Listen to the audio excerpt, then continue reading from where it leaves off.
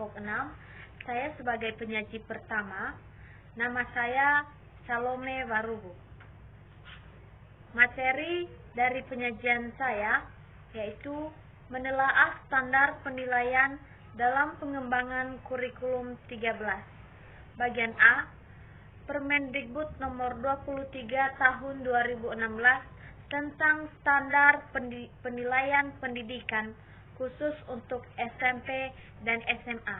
Bagian B, Permendikbud nomor 34 tahun 2018 tentang standar nasional pendidikan sekolah menengah kejuruan atau madrasah alia kejuruan, lampiran keempat. Baik, kita masuk pada bagian A, Permendikbud nomor 23 tahun 2016 tentang standar penilaian pendidikan atau khusus untuk SMP dan SMA. Peraturan Menteri Pendidikan dalam Kebudayaan Republik Indonesia tentang standar pendidikan penilaian pendidikan dalam Permendikbud nomor 23 tahun 2016 tentang standar kurikulum 2013 memuat pasal-pasal yang berkaitan dengan penilaian, yaitu bab 2 lingkup penilaian. Pasal kedua, penilaian pendidikan dalam pendidikan dasar dan pendidikan menengah terdiri atas bagian A, penilaian hasil belajar oleh pendidik, B, penilaian hasil belajar oleh satuan pendidik, dan C, penilaian hasil belajar oleh pemerintah. Pasal yang ketiga, penilaian hasil belajar peserta didik pada pendidikan dasar dan pendidikan menengah meliputi aspek sikap, pengetahuan, dan keterampilan. Bagian nomor 2, penilaian sikap sebagaimana yang dimaksud pada ayat 1 huruf A merupakan kegiatan yang dilakukan untuk pendidikan, untuk memperoleh informasi deskriptif mengenai perilaku peserta didik. Bagian nomor 3, penilaian pengetahuan sebagaimana dimaksud pada ayat 1 huruf B merupakan kegiatan yang dilakukan untuk mengukur penguasaan pengetahuan peserta didik. Yang 4, penilaian keterampilan sebagaimana dimaksud pada ayat 1 huruf C merupakan kegiatan yang dilakukan untuk mengukur kemampuan peserta didik menerapkan pengetahuan dalam melakukan tugas tertentu. Bab 3 itu tujuan penilaian. Dimulai pada pasal keempat, 1. Penilaian hasil belajar oleh pendidik bertujuan untuk memantau dan mengevaluasi proses kemajuan belajar dan perbaikan hasil belajar peserta didik secara berkesinambungan. Nomor 2, penilaian hasil belajar oleh suatu pendidikan bertujuan untuk menilai pencapaian standar kompetensi lulusan untuk semua masa pelajaran.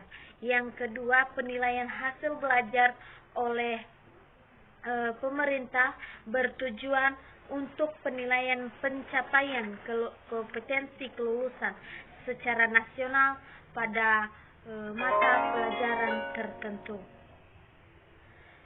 Bab 4 prinsip penilaian. Pasal 5, prinsip penilaian hasil belajar bagian A sahih.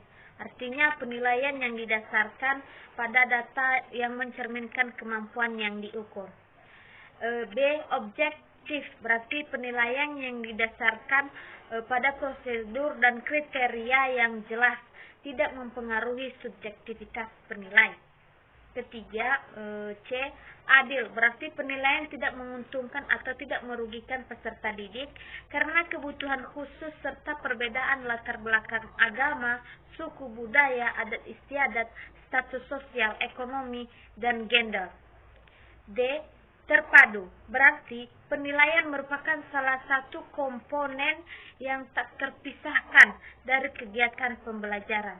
Yang E, terbuka, berarti prosedur penilaian, kriteria penilaian, dan dasar pengambilan keputusan dapat diketahui oleh pihak yang berkepentingan. Yang F, menyeluruh dan berkesinambungan. Bab 5, bentuk penilaian. Pasal 6, 1. Penilaian hasil belajar oleh pendidik dilakukan dalam bentuk ulangan, pengamatan, penugasan, atau bentuk lain yang diperlukan. Yang kedua itu penilaian hasil belajar oleh pendidik digunakan bagian A, mengukur dan mengetahui pencapaian kompetensi peserta didik. B, memperbaiki proses pembelajaran. C, menyusun laporan kemajuan hasil belajar harian, tengah semester, akhir tahun, atau kenaikan kelas. 3. Pemanfaatan hasil penilaian oleh pendidik sebagaimana yang dimaksud pada ayat 2 yang diatur lebih lanjut oleh Direktur Jenderal yang terkait. Pasal ke-7, 1. Penilaian hasil belajar oleh satuan pendidikan dilakukan dalam bentuk ujian sekolah atau mendasar. Yang kedua, penilaian hasil belajar oleh satuan pendidikan sebagaimana yang dimaksud pada ayat 1 digunakan untuk penentuan kelulusan dari satuan pendidikan. Ketiga, satuan pendidikan menggunakan hasil penilaian oleh satuan pendidikan dan hasil penilaian oleh pendidik sebagaimana yang dimaksud pada pasal 5 ayat 2 yaitu untuk melakukan perbaikan atau penjaminan mutu pendidikan pada tiap satuan pendidik. Yang keempat, dalam rangka perbaikan atau penjaminan mutu pendidikan sebagaimana yang dimaksud pada ayat 3, satuan pendidikan menetapkan kriteria ketuntasan minimal serta kriteria atau kenaikan kelas peserta didik. Nah, pada pasal ke-8, 1. Penilaian hasil belajar oleh pemerintah dilakukan dalam bentuk ujian nasional atau bentuk lain yang diperlukan. Yang kedua, penilaian hasil belajar oleh pemerintah dalam bentuk ujian nasional digunakan sebagai dasar untuk yang pertama, pemetaan mutu program atau satuan pendidikan. B. Pertimbangan seleksi masuk ke jenjang pendidikan berikutnya. C.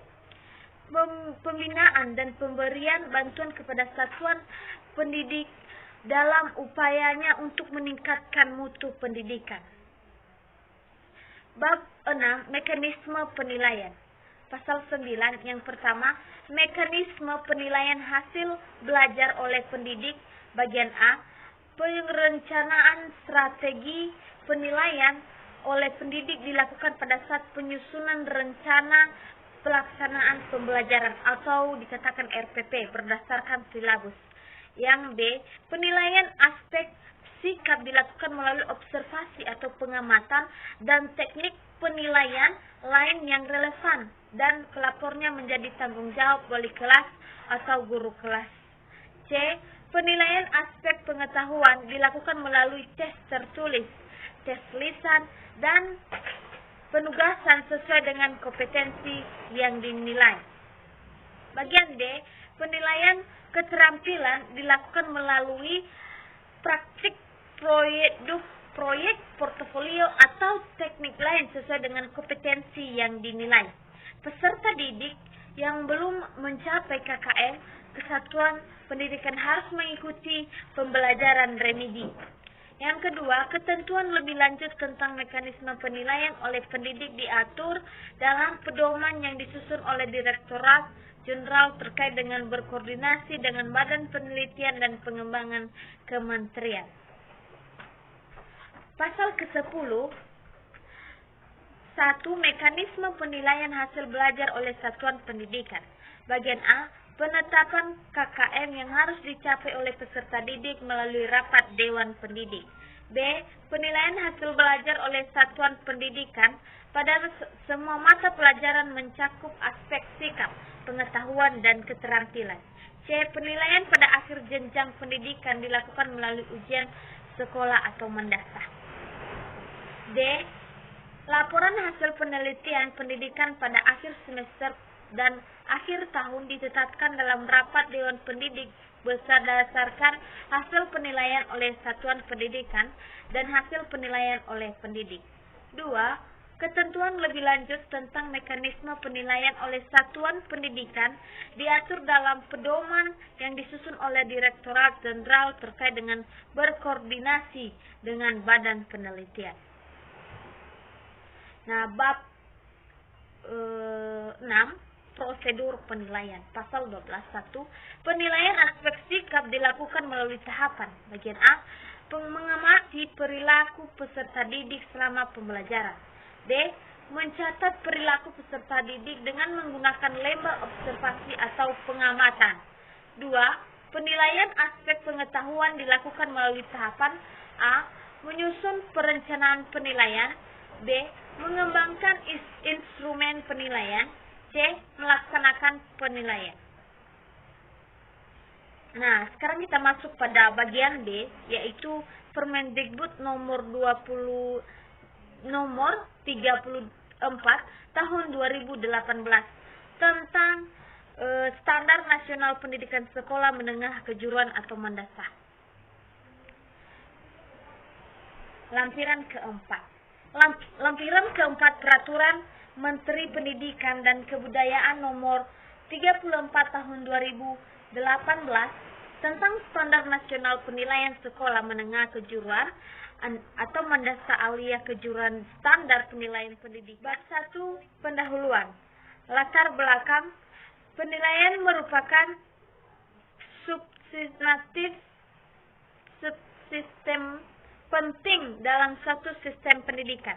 Penilaian pendidikan sekolah menengah kejuruan atau mendasar aliyah kejuruan dilaksanakan berdasarkan penilaian berbasis kompetensi yang merupakan penilaian berbasis standar dan kriteria yang mampu telusur dan sifat partisipatif dari peserta didik.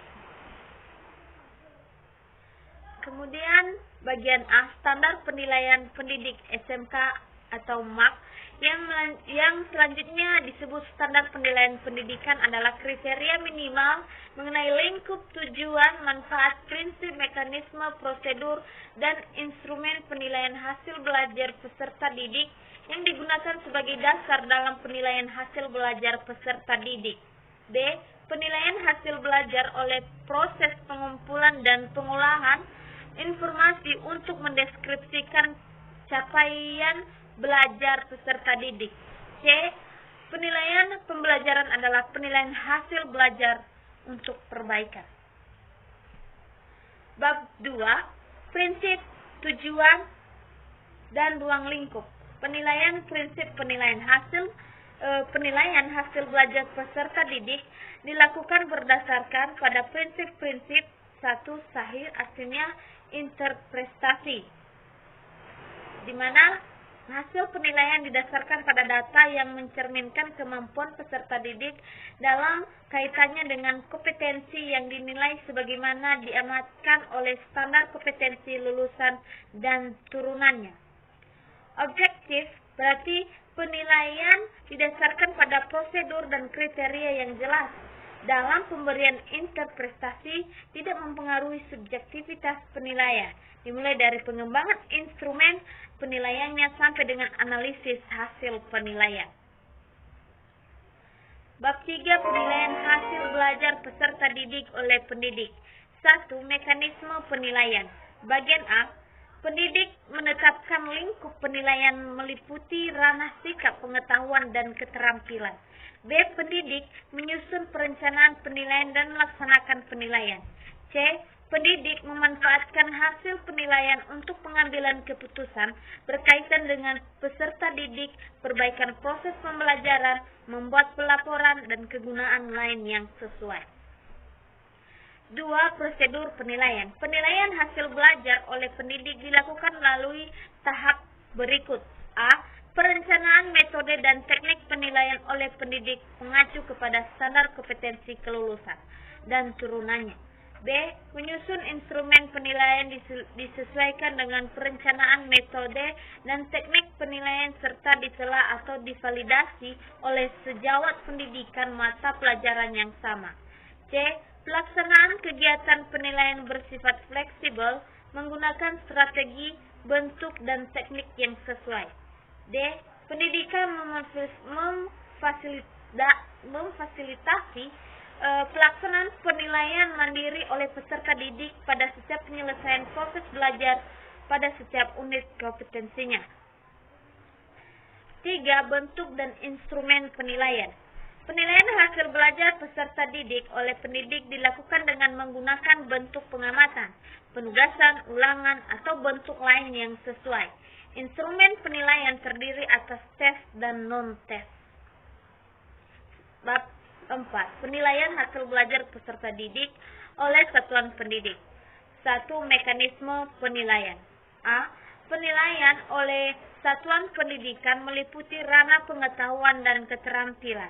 B. Penilaian hasil belajar dalam bentuk ujian sekolah atau mendasar diselenggarakan oleh satuan pendidikan terakreditasi pada akhir jenjang pendidikan. C. Penilaian hasil belajar dalam bentuk UPK dilaksanakan oleh satuan pendidikan terakreditasi di tempat uji kompetensi pada satuan pendidikan atau tempat semester dan atau tingkat. D. Pelaporan hasil penilaian UPK dilakukan oleh satuan pendidikan terakreditasi bekerja sama dengan mitra dunia usaha, industri, atau lembaga sertifikasi proses dalam bentuk paspor, keterampilan, dan sertifikat paket kompetensi yang telah dicapai. E. Laporan hasil penilaian pendidikan pada akhir semester. 2. Prosedur penilaian. A. Penilaian hasil belajar peserta didik oleh satuan pendidikan. Penilaian hasil belajar peserta didik oleh satuan pendidikan dilakukan mengacu kepada standar kelulusan dan turunannya. B.